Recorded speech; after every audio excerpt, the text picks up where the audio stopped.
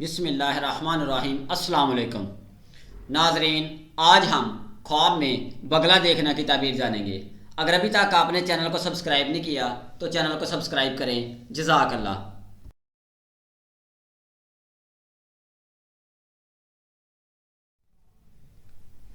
حضرت ابن سیرین رحمۃ اللہ علیہ نے فرمایا ہے، خواب میں بگلا عورت ہے، اگر دیکھے کہ اس نے بگلے کو پکڑا ہے یا اس کو کسی نے دیا ہے، تعبیر ہے کہ عورت کرے گا، اور اگر دیکھے کہ بگلا اس کے ہاتھ سے اڑا ہے یا ضائع ہوا ہے، تعبیر ہے کہ عورت کو طلاق دے گا۔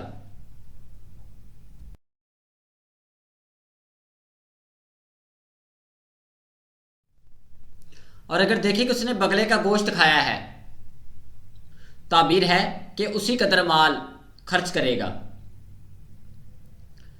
حضرت جابر مغربی رحمۃ اللہ علیہ نے فرمایا ہے کہ خواب میں بگلا کی تعویل رنج و غم پر ہے۔